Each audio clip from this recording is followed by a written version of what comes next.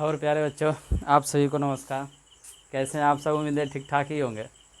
तो चलो बच्चों, आज हम कक्षा 10 का एक नया चैप्टर स्टार्ट करेंगे, द्विघात समीकरण। एक नया चैप्टर स्टार्ट करेंगे बच्चा, द्विघात समीकरण। बहुत ज़्यादा दिनों से 10 वाले बच्चे बोल रहे थे सर कब से पढ़ाएंगे, तो आज मैं द्विघात समीकरण दोनों का स्टार्ट कर रहा हूँ बच्चा। ठीक है, द्विघात समीकरण।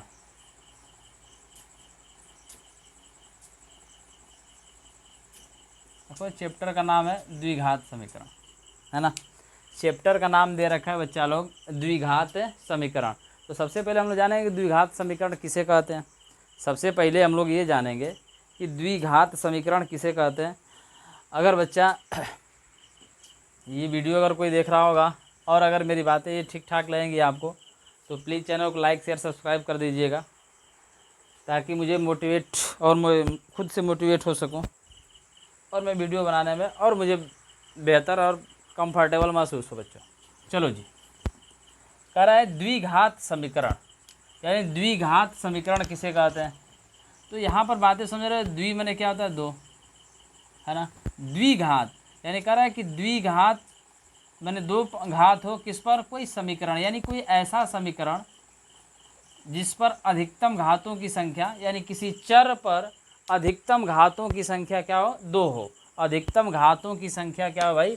दो हो। उसे हम लोग क्या कहते हैं? द्विघात समीकरण कहते हैं। और कक्षा 9 में आप लोग पढ़े होंगे बहुपद, एक चैप्टर आप लोग पढ़े होंगे बच्चा बहुपद। और बहुपद किसे कहते हैं वो कक्षा 9 की बातें हैं। वहाँ पर द्विघात बहुपद पढ़े होंगे, त्रिघात बहुपद पढ़े होंगे, चतुर्थ घात बहुपद पढ़े होंगे। तो द्विघात बहुपद यानी मान लो px बराबर ऐसे लिखा होता था द्विघात बहुपद में, px बराबर द्विघात बहुपद की बात अगर हम करेंगे बच्चा, द्विघात बहुपद, द्विघात अगर बहुपद की बात करेंगे, द्विघात बहुपद की बात करेंगे, करे कि ऐसा बहुपद जिसमें अधिकतम घात क्या हो? दो। और यहाँ पर मैंने क्या कहा? ऐसा समीकरण जिसमें अधिकतम घात क्या है बच्चा? दो है। अधिकतम घात क्या है? दो है, ये हमने लिखा। और यहाँ पर क्या कह रहा है कि द्विघात बहुपद, ऐसा बहुपद जिसमें अधिकतम घात क्या हो? दो हो, उसे हम लोग क्या कहते हैं? द्विघात बहुपद कहते हैं। जैसे पी एक्स बराबर मैंने लिख दिया x square plus X plus two, ऐसे मैंने लिख दिया, है ना। या एक्स स्क्वायर प्लस एक्स ही मैंने लिख दिया और पी एक्स बराबर ये मैंने नाम दे दिया, तो ये क्या हो गया? द्विघात बहुपद हो गया। क्या हो गया बच्चा? द्विघात बहुपद। लेकिन कह रहा है जब यही पी एक्स बराबर जीरो हो जाए, क्या हो जाए? पी एक्स बराबर जीरो, यानी पी एक्स बराबर जीरो का मतलब आप क्या समझ रहे होगे? पी एक्स बराबर जीरो का मतलब ये हो गया बच्चा, ये जो पी एक्स है और पी एक्स का मान क्या दे रखा है? X square plus X plus two दिया, इसका मतलब पी एक्स बराबर जीरो। इसका मतलब आप क्या इसे समझ रहे होगे? X square plus X plus two बराबर क्या हो गया? Zero. X square plus X plus two बराबर क्या हो गया? Zero. X square plus X plus two बराबर क्या हो गया? जीरो। और ये क्या बन गया? द्विघात समीकरण बन गया। क्या बन गया बच्चा? द्विघात समीकरण बन गया। उम्मीद है बातें आपको समझ में आ रही होगी। अगर ये बातें आपको समझ में आ रही है तो प्लीज़ चैनल को लाइक शेयर सब्सक्राइब करना ना भूलें। ठीक है, प्लीज़ चैनल को लाइक शेयर सब्सक्राइब करना ना भूले बच्चा। चलो देखते हैं। तो यहाँ पर हमने कहा द्विघात यानी अधिकतम घातों की संख्या क्या हो? दो हो। अधिकतम घातों की संख्या क्या हो? दो हो। उसे हम लोग क्या कहते हैं? द्विघात समीकरण कहते हैं। अधिकतम घातों की संख्या क्या है? दो है, उसे हम लोग क्या कहते हैं बच्चा? द्विघात समीकरण कहते हैं। अब अगर मैं पूछूं आपसे कि x Q plus x square, ठीक है कि नहीं? अब मैं पूछूं क्या ये द्विघात समीकरण है? बोलो भाई, यहाँ पर द्विघात समीकरण बन गया। अगर मैं आपसे पूछूं कि x Q plus x square, क्या ये द्विघात समीकरण है? तो आप कहोगे ये बिल्कुल द्विघात समीकरण नहीं है। ये कैसा समीकरण है बच्चा? ये त्रिघात समीकरण, क्योंकि अधिकतम घातों की संख्या, अधिकतम घातों की संख्या क्या है? तीन है। और जब अधिकतम घातों की संख्या तीन होगी तो ये कैसा समीकरण होगा बच्चा? त्रिघात समीकरण होगा। कैसा होगा? त्रिघात समीकरण, है कि नहीं? ये त्रिघात समीकरण हो जाएगा बच्चों। ठीक है, तो द्विघात का मतलब क्या? अधिकतम घातों की संख्या। क्या? अधिकतम घातों की संख्या, अधिकतम घातों की संख्या क्या हो? दो हो, है ना। ऐसा समीकरण जिसमें अधिकतम घातों की संख्या क्या हो बच्चा? दो हो, उसे हम लोग क्या कहते हैं? द्विघात समीकरण कहते हैं। क्या कहते हैं भाई? द्विघात समीकरण कहते हैं। ये बातें आपको उम्मीद है समझ में आ ही रही होगी। अगर जो इसमें दिक्कत होगा बच्चा आप कमेंट करके ज़रूर पूछ लीजिएगा, है कि नहीं? कमेंट करके आप ज़रूर इन बातों को पूछ लीजिएगा।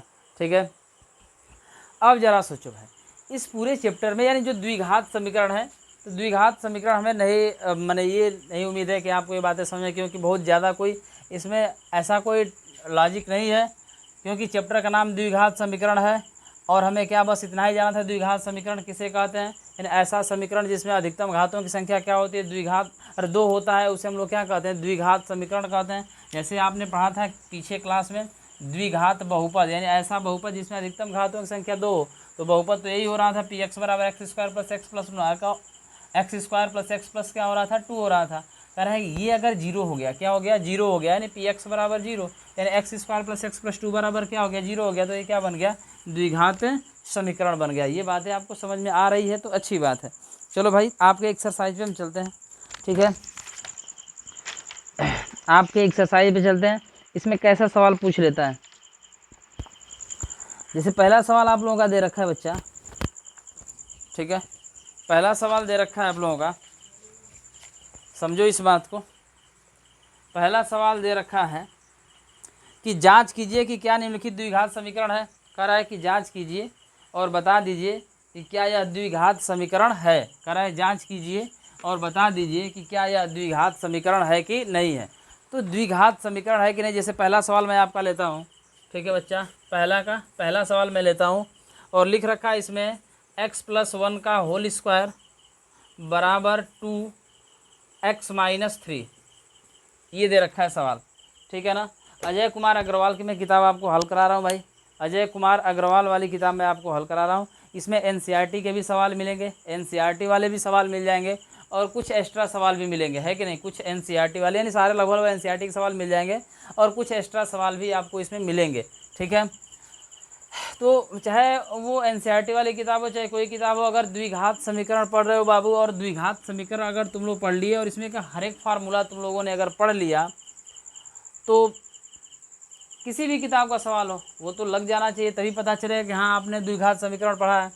और ये कहा है कि आप चेक करके बताइए कि ये द्विघात समीकरण है कि नहीं है। आप कहोगे इसमें कौन सी बड़ी बात है, आसानी से चेक कर लेंगे। ये x+1 यानी यहाँ पर एक फार्मूला किसी समय पढ़े होगे, x+y का होल स्क्वायर बराबर होता है बच्चों x² plus y² plus 2xy। इसका मतलब क्या, ये x तो x का काम कर ही रहा है, y किसका काम कर रहा है, 1 का काम कर रहा है। यानी जहाँ जहाँ x होगा वहाँ वहाँ x तो रखेंगे ही रखेंगे, जहाँ जहाँ y हो वहाँ वहाँ क्या रख देंगे, 1 रख देंगे, रखो। यानी x के स्थान पे x ही रखोगे तो क्या होगा, x² प्लस y के स्थान पर 1 रखोगे तो 1 का स्क्वायर 1 होगा, प्लस 2x, x के स्थान पे x ही रखोगे, y का मान 1 है, 1 से गुणा करोगे, मान में कोई अंतर नहीं होगा। कह रहा है बच्चों बराबर के इधर कोष्टक के बाहर 2 है, इसका अंदर गुणा कर लोगे, 2 का x में गुणा करोगे 2x हो जाएगा, ये प्लस ये माइनस तो माइनस हो जाएगा, 2 का 3 में करोगे तो कितना हो जाएगा भाई, 6 हो जाएगा। एक लाइन समझाने के लिए और आपको लिखता हूँ, x² प्लस 1, 2x का 1 में गुणा करोगे बच्चों तो 2x ही होगा, ये भी प्लस 2x है, माइनस क्या हो गया 6। अरे 2x से 2x कहानी ख़त्म। बातें समझ पा रहे हो कि नहीं समझ पा रहे हो भाई। तो क्या बच रहा है भाई, x² प्लस का 1 माइनस 6 इधर आ क्या हो जाएगा, प्लस 6 हो जाएगा, बराबर क्या हो गया 0। तो x² प्लस 7 बराबर क्या हो गया 0।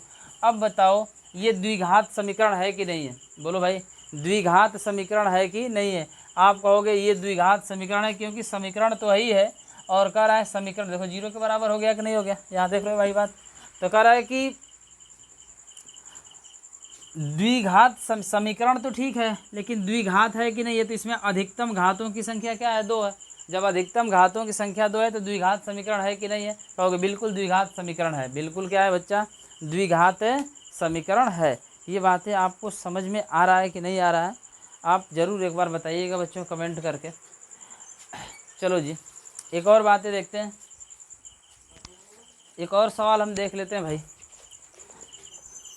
कह रहा है अगला सवाल इसी तरह दे रखा है, इसमें का दूसरा सवाल, ठीक है, और लगभग हर एक पहला में 8 सवाल दिया बच्चों, 10 सवाल दिया, सॉरी 10 सवाल दिया अजय कुमार अग्रवाल वाली किताब में, और 10 सवाल दिया, लगभग सब में यही पूछ रखा है कि ऐसे ही समीकरण दे रखा है और कह रहा है कि आप इसको चेक करके बता दीजिए कि ये द्विघात समीकरण है कि नहीं है। तो बच्चों इसको आप लोग सॉल्व करिएगा, ठीक है कि नहीं, और सॉल्व करके चेक करिएगा कि हाँ ये द्विघात समीकरण है कि नहीं है। कह रहा है कि अगर अधिकतम घातों की संख्या यहाँ 3 आ जाती, अधिकतम मान लेते हैं कि अगर बच्चों यहाँ पर अधिकतम घातों की संख्या 3 आ जाती है, यानी x³ प्लस x² अगर प्लस 7 बराबर 0, अगर ये बातें आ जाता, वैसे आएगा नहीं, मान लो अगर ये बातें आ जाता है कि नहीं, अगर ये बातें आ जाता x³ प्लस x² प्लस 7 बराबर 0, ठीक है, और आपसे पूछ लेता क्या ये द्विघात समीकरण है कि नहीं, तो आपको कहोगे ये तो बिल्कुल ही द्विघात समीकरण नहीं है। क्यों? क्योंकि अधिकतम घातों की संख्या क्या आ गया 3, और जब अधिकतम घातों की संख्या 3 है तो ये द्विघात समीकरण तो हो ही नहीं सकता। अधिकतम घातों की संख्या अगर 3 है तो ये द्विघात समीकरण हो ही नहीं सकता, ठीक है कि नहीं, ठीक है। तो जिसमें अधिकतम घातों की संख्या 2 होगी ना, वही द्विघात समीकरण होगा, ठीक है। आगे देखते हैं भाई, एक और सवाल बहुत बढ़िया दिया है इसमें। तो पहला में जो पहला वाला सवाल था, इसमें कितने सवाल दिए, 1 2 3 ऐसे करके डॉट डॉट डॉट डॉट 10, यानी 10 सवाल दिए हैं, और 10 सवालों को आपको ऐसे ही सॉल्व करके चेक करना है कि द्विघात समीकरण है कि नहीं है, द्विघात समीकरण है कि नहीं है, ये आप लोग प्यार से चेक कर लीजिएगा, ठीक है। दूसरा सवाल देखते हैं भाई, देखिए दूसरा सवाल क्या कर रहा है, वो भी बहुत इंपॉर्टेंट है। दूसरा सवाल हम पढ़ देते हैं, ठीक है। जिसके पास किताब नहीं होगा वो नोट कर लेगा, धीरे धीरे हम पढ़ रहे हैं, आप लोग उसको नोट कर लीजिएगा, है कि नहीं है। हम धीरे धीरे पढ़ दे रहे हैं, आप उसको नोट कर लीजिएगा। चलो जी,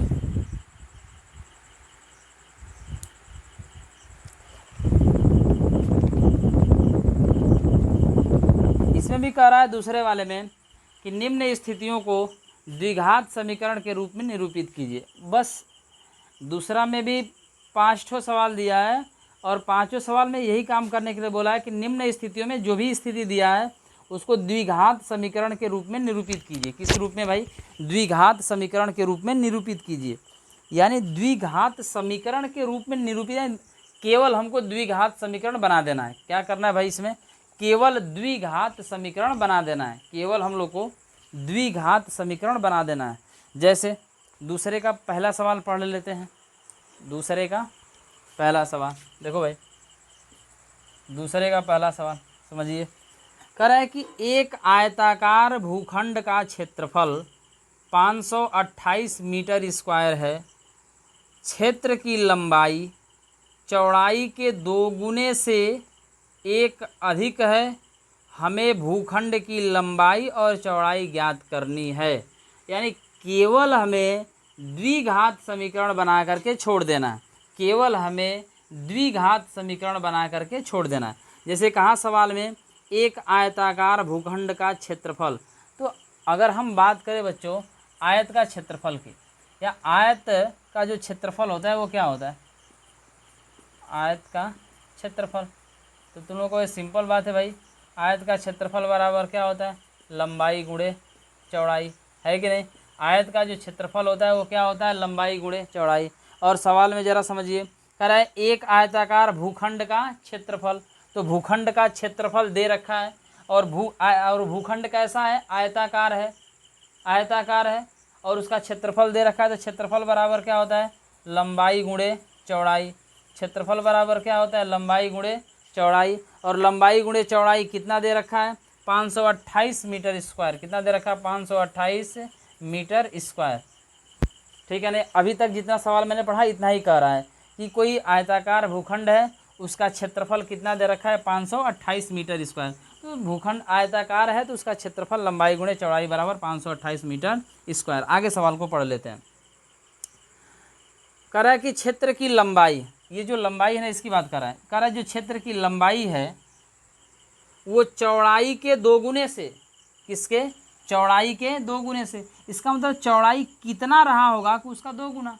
तो मान लेते हैं कि माना चौड़ाई अगर x है, मान लेते हैं कि माना चौड़ाई क्या है? x है, माना चौड़ाई x है। तो कह रहा है कि लंबाई चौड़ाई के 2 गुने से, तो चौड़ाई के 2 गुना यानी x का 2 गुना 2x, चौड़ाई x है तो लंबाई कह रहा है कि इसका 2 गुना, तो इसका 2 गुना क्या आ जाएगा? 2x। आगे पढ़ लेते हैं। लंबाई चौड़ाई के 2 गुने से 1 अधिक है। कह रहा है जो लंबाई है वो चौड़ाई के 2 गुने से, तो चौड़ाई x, इसका 2 गुना 2x, और 2 गुने से 1 अधिक है, 1 अधिक है। तो 1 अधिक का मतलब क्या? इसमें 1 जोड़ दो, है कि नहीं। और आपस में गुणा ही तो होगा। बोलो भाई क्यों? लंबाई गुणे चौड़ाई।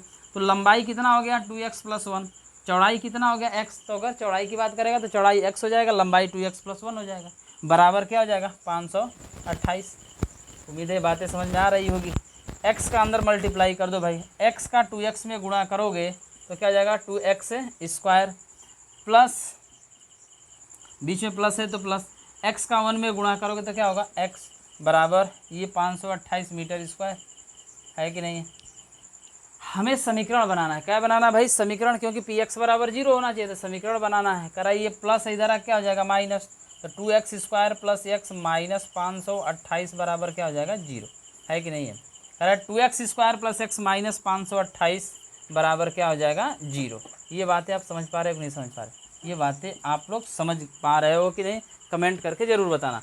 2x² + x माइनस 528 और कहा था द्विघात समीकरण के रूप में हमें बनाना था। क्या द्विघात समीकरण के रूप में बन गया कि नहीं बन गया। अगर लंबाई की बात करेगा तो लंबाई कितना हो जाएगा 2x + 1 हो जाएगा, और चौड़ाई कितना हो जाएगा भाई x हो जाएगा। अगर ये एग्जैक्ट निकालना होगा तो क्या करना है, इसका गुणनखंड कर लेना। गुणनखंड करने का तरीका आपको पता है, गुणनखंड करके आप x का मान निकाल दोगे, x का मान निकालोगे तो चौड़ाई हो जाएगा, और इसका दोगुना में दोगुना करके 1 जोड़ दोगे तो क्या हो जाएगा लंबाई हो जाएगा। कहानी समझ पा रहे हो कि नहीं समझ पा रहे हो, ये ज़रूर बताना। हाँ, अगर वीडियो आपको पसंद आ रहा होगा तो प्लीज़ चैनल को लाइक शेयर सब्सक्राइब करना ना भूलिएगा, ठीक है कि नहीं, क्योंकि आप जब लाइक शेयर और सब्सक्राइब करते हो, जब सब्सक्राइब बढ़ता है तो हमें एक मोटिवेशनल पावर मिलता है और वीडियो बनाने के लिए। तो उम्मीद करेंगे बच्चा ये बातें आपको समझ में आ रही होगी, ठीक है। और इसमें बहुत सारे सवाल दे रखे हैं द्विघात समीकरण के, ठीक। जैसे दूसरा सवाल दूसरे का दूसरा इसमें दे रखा है, समझिए दूसरे का दूसरा, और दूसरे का दूसरा क्या कर रहा है भाई, दो क्रमागत धनात्मक पूर्णांकों का गुणनफल दे रखा है, हमें पूर्णांकों को ज्ञात करना है कि नहीं, हमें किसका ज्ञात करना है पूर्णांकों के, तो आसानी से सवाल को कर सकते हो। तो इसमें बहुत कोई दम नहीं है, ठीक है कि नहीं। इस एक्सरसाइज का सवाल लगाइएगा, द्विघात समीकरण 4.1 एक्सरसाइज है, द्विघात समीकरण 4.1 एक्सरसाइज है, और हमारे हिसाब से कुछ करना नहीं है। अगर इसमें जो सवाल आपको नहीं आ रहा होगा तो प्लीज़ कमेंट में आप उस सवाल को छाप सकते हैं, उस सवाल का मैं सॉल्यूशन करके आपके पास भेज सकूं। तो मैं उम्मीद करूंगा इतनी बातें आपको समझ में आ रही होगी। तो आज के लिए क्लास में इतना ही रखते हैं बच्चा, फिर आगे कल इससे आगे हम लोग चलेंगे, ठीक है।